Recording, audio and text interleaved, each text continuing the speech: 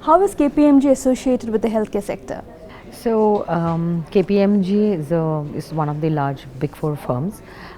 In terms of healthcare, I think we are one of the most leading firms in healthcare consulting out of the big four for India. Globally, we have a focus on healthcare. So we have about 150 to 200 partner directors who are ex CEOs of NHS as well as senior clinicians with hospital administration background, and they actually run the whole consulting firm. In India, we have about 50 odd dedicated consultants who work on the healthcare sector.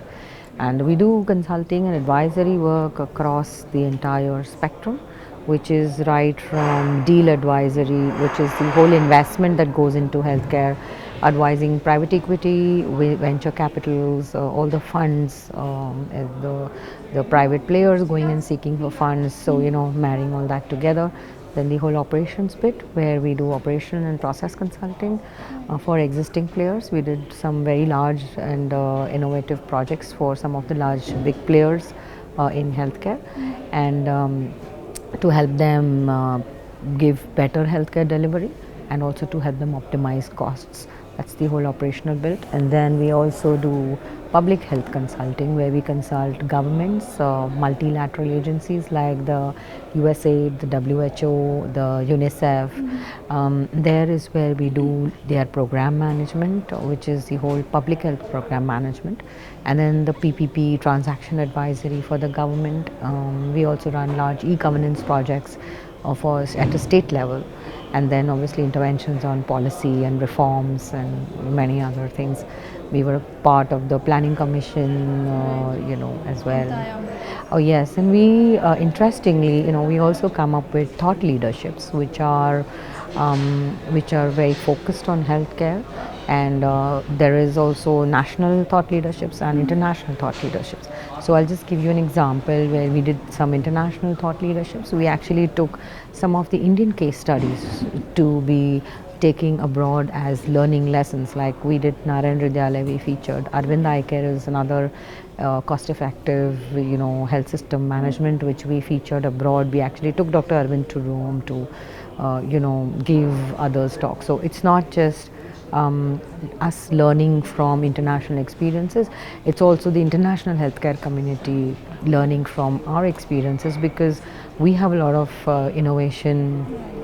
I think necessity is the mother of innovation, and so we can contribute a lot to the world. Well, having expertise across sectors and sections, according to you, which model of the healthcare sector would fit into the smart city concept? We had Mr. Daljit Singh also speak a little while earlier, and we've done some work for the Singapore government and the Singapore health system. I think there is this co-pay model, where the provider and payer come together to actually take care of the healthcare costs. Now that is something that smart cities should address, because if we have to take care of the health of all the population within the smart cities, and when you talk about smart cities, you'll also have an influx of the rural population coming to take healthcare. That's something that many people don't think. You just think that you're doing a smart city, so you only need to have tertiary care hospitals dealing with the urban population, but there is a lot of migration, there's a lot of treatment that happens from outside. So it's not just taking care of the healthcare of your own city population, but also the migratory population that will come in, and also the medical tourism that will come in. So at one end you need to have high-end infrastructure for tertiary care. At the other end you'll also need to address provide tertiary care at affordable costs for the people who come in from your rural areas. Innovative solutions will need to be thought about. Healthcare financing, how will one fund that, needs to be thought of. Technology is another big area that definitely will help smart cities, and how we can actually link up all this. And so telemedicine, I'm sure you got a lot of insight into a lot of the innovations that are happening, and technological innovations.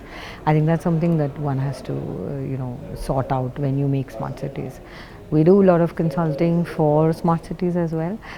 That's across different infrastructure service lines, but specifically specifically for healthcare, I think these are some of the things that one has to put into when you're planning a smart city. Absolutely. You spoke about the rural sector needs to be addressed and their issues and challenges are different. How do you think we would be able to bridge the gap, the rural versus urban health sector gap? There is a huge gap. So I think there is a huge gap, and the solution is, like everybody else would have mentioned, not easy. Okay, it's not like a straight fix. If you are to give us But three major solutions. I think that the three major solutions is to get so either you technologically reach to the poor. Okay, to not the poor. I don't think rural population is poor, but to reach out to the rural areas. Okay, you reach your healthcare to them, or you bring the population to a place where healthcare can be provided.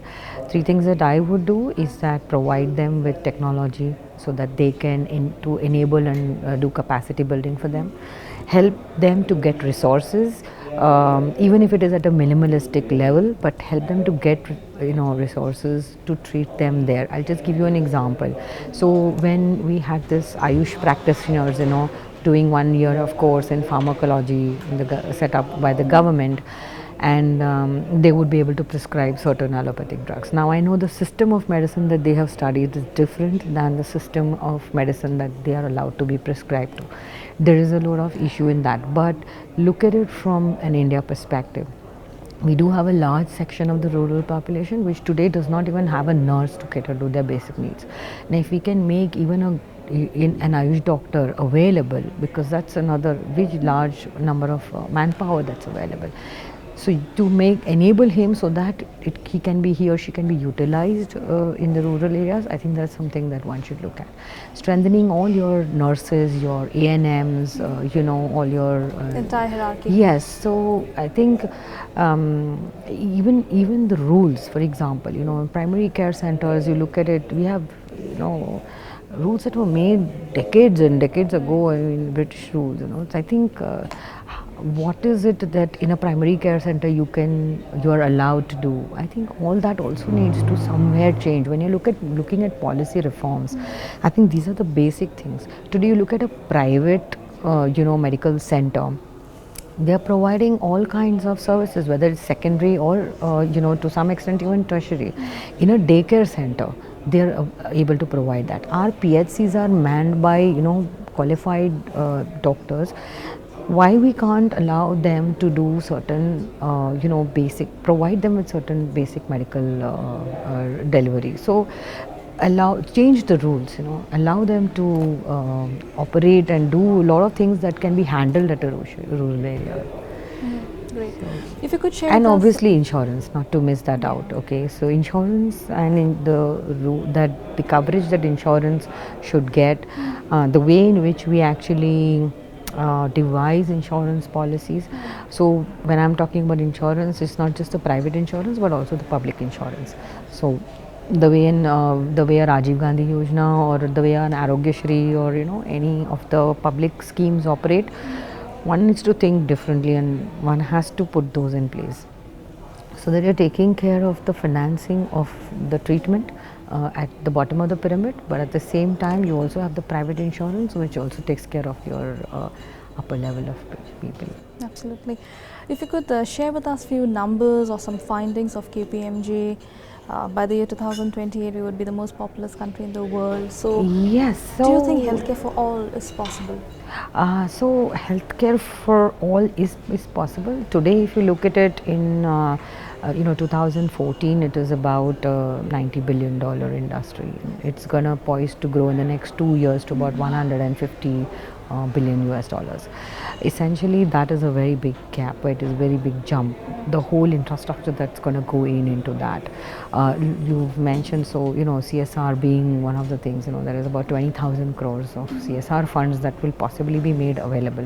One of the sessions that we had today, for example, in the morning session which I led, where we were thinking that why not have a body or a private and public sector providers come together to form a fund or even to form a body where all this CSR funds that need to be allocated to healthcare gets routed to that, and then provide that with that fund provide healthcare to the people at the bottom of the pyramid.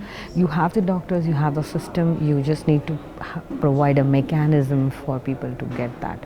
So this is something that's definitely there. Look at private equity investments. Okay, you had in the last year we had about 93 deals just in healthcare.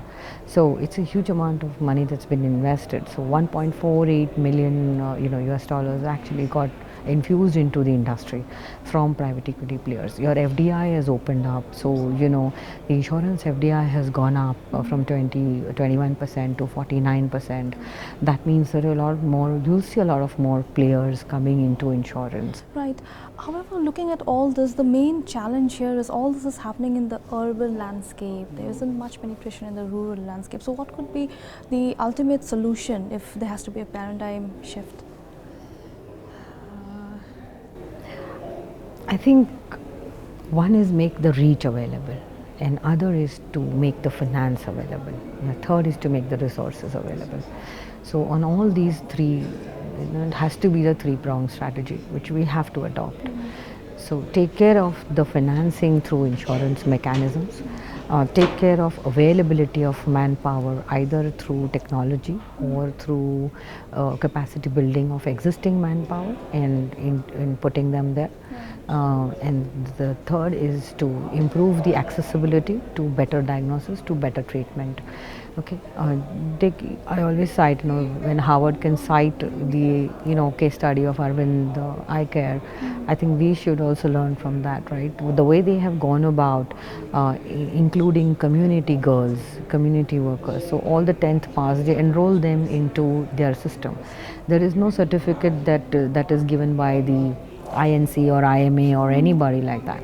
It's an Arvind Eye certificate, okay? But today the institution has become an institution by itself. The girl who was otherwise have been married and possibly at a very young age and gone into household stuff, today she has a career. Today, so they actually enroll girls who are dropouts, 10th dropouts, and they give them a good 2-3 year training and bring them to do a lot of work that can be done at, like Dr. Ram mentioned, at the bottom of their license. Okay, and that's something that they can easily take care of.